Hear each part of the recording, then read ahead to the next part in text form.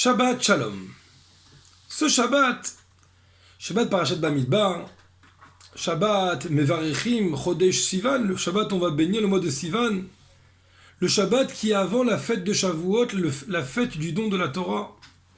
Et nous avons pris l'habitude d'étudier un chapitre, une Mishnah, du chapitre des Pirkei Avot, qui va être étudié ce Shabbat, après Minchat Shabbat.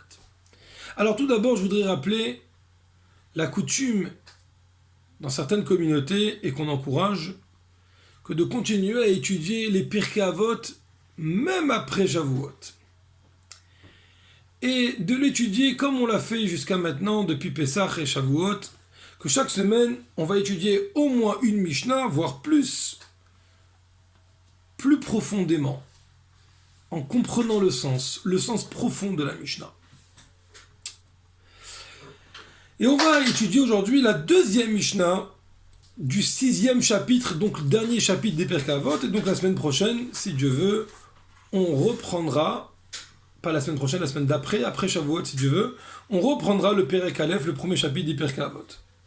En tout cas, la deuxième Mishnah commence comme ça. Amar Rabbi Yoshua ben Levi. Et Rabbi Yoshua ben Levi nous dit Bechol yom vayom, chaque jour, bat kol yotzet me'ach chorev, une voix céleste sort de la montagne de Chorev, qui n'est autre que la montagne du Sinaï, où on a reçu la Torah. Ve'omeret, et elle dit Oy lahem la briot me'el bona shel Torah. Malheur à eux, les créatures, de la honte qu'ils font à la Torah. Bien sûr, on parle pour celui qui n'étudie pas la Torah. Shekolmi, she'eno osek ba Torah, car tout celui qui ne se préoccupe pas de la Torah, qui n'étudie pas la Torah, Nikra Nazouf, il s'appelle répugnant. Et il emmène un verset, et ensuite il dit Ve'aluchot ma'ase Elohim ema.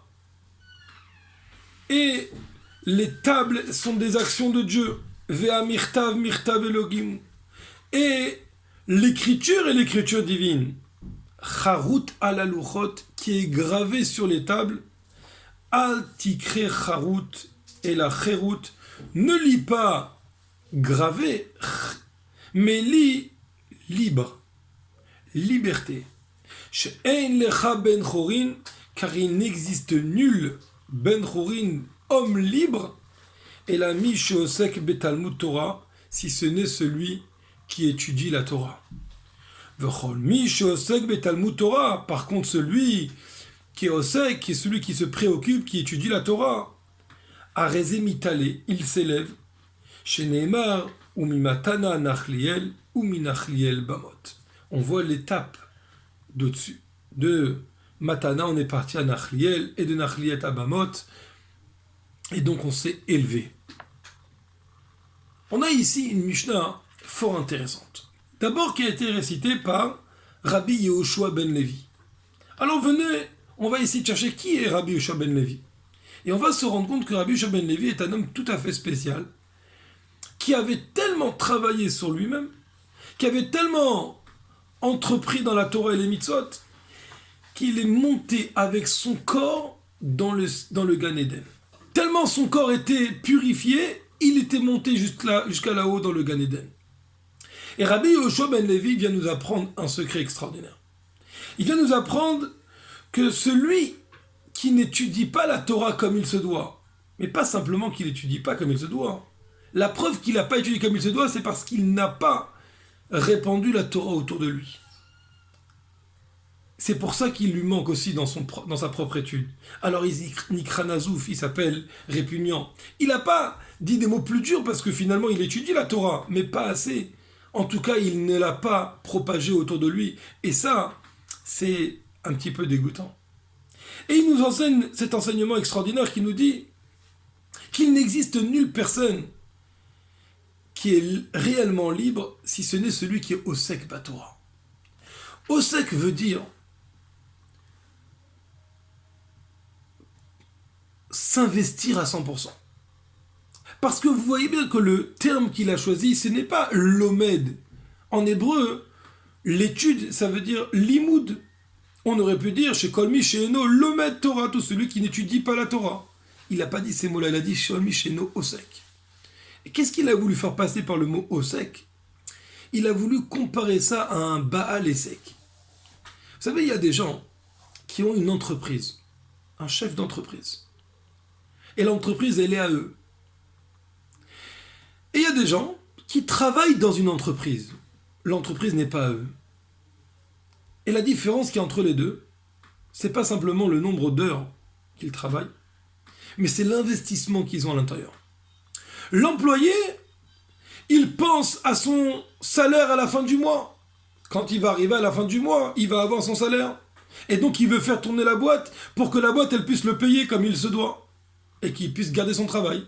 Mais à quoi il pense? Uniquement à son salaire. Le Baalé, c'est que le patron, lui, il cherche à développer son activité. Le patron, il ne va pas attendre que le client rentre. Le patron, il va aller chercher le client. Il va faire une publicité pour que le client il puisse rentrer dans son magasin. C'est ça la différence. Il y a des gens qui étudient la Torah comme des employés.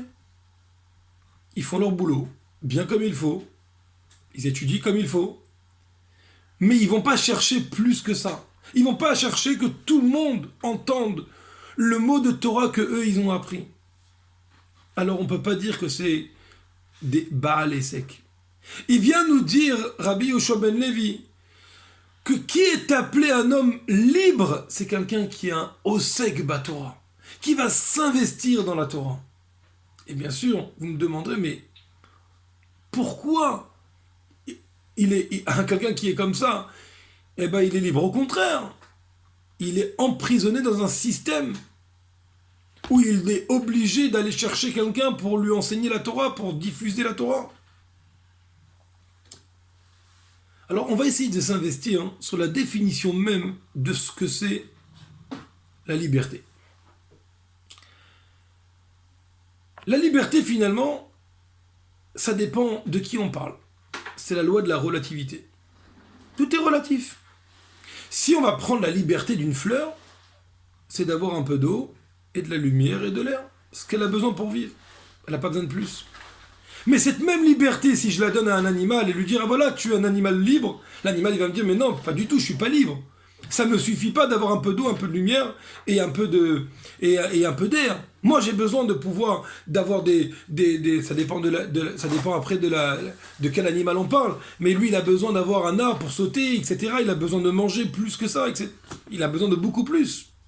Et si je vais prendre la liberté d'un animal et je vais dire à un humain « Tiens, voilà la liberté, comme l'animal, tu peux faire ce que tu veux. » Il va me dire « Mais c'est pas ça ma liberté. Moi, ma qualité d'humain en tant qu'humain, c'est mon intellect.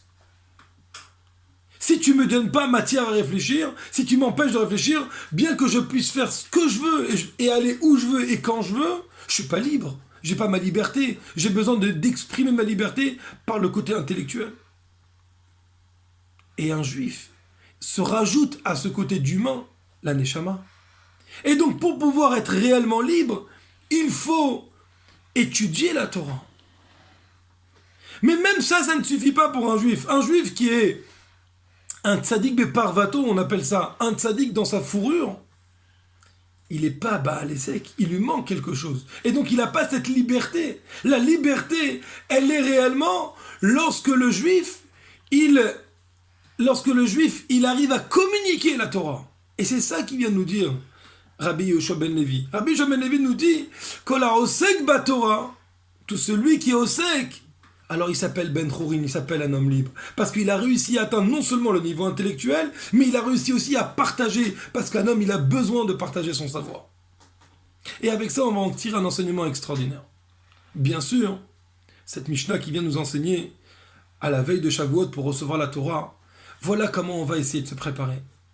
Chacun d'entre nous, il va essayer de dire un Dvar Torah, non seulement qu'il aura appris d'autrui, dans un livre, dans une vidéo, d'un rabbin, sur Internet, mais aussi quelque chose que lui-même, il va essayer de découvrir, qui va faire son propre raisonnement dans la Torah. Ah, vous allez me dire, mais qui je suis moi pour faire mon propre raisonnement? Et qui dit que ce que je dis, c'est vrai? C'est vrai. C'est une bonne question. Mais ça m'empêche pas de le faire. Vous savez, quand un chef d'entreprise, il lance une promotion, il n'est pas sûr que la promotion, elle va marcher. Et pourtant, il essaye. Il tente le coup. Alors faisons la même chose. Tentons le coup. Alors vous allez me dire, mais peut-être quelqu'un il va être induit en erreur à cause de moi. Moi je vais dire un Dvar Torah qui est faux. Alors ça va être induit en erreur. Alors pour ça il y a des solutions. Vous pouvez lui dire, ça c'est mon avis, je pense que. Et dans ces cas-là, vous laissez la possibilité à l'erreur, c'est pas grave. Mais au moins vous aurez communiqué. Et vous savez quoi? Grâce au fait que vous aurez communiqué, eh ben on va peut-être vous corriger. Peut-être que quelqu'un va tomber sur votre Dvar Torah à travers une écriture que vous aurez fait et que diffusez, ou bien à travers un petit message vocal sur le WhatsApp ou une petite vidéo, et quelqu'un va vous corriger, dit non mais tu sais, moi j'ai appris comme ça avec tes références, et dans ces cas-là on pourra corriger. Mais en tout cas il faut communiquer. Et donc on a cet enseignement extraordinaire d'être un Baal Essek dans la Torah, et avec l'aide de Dieu.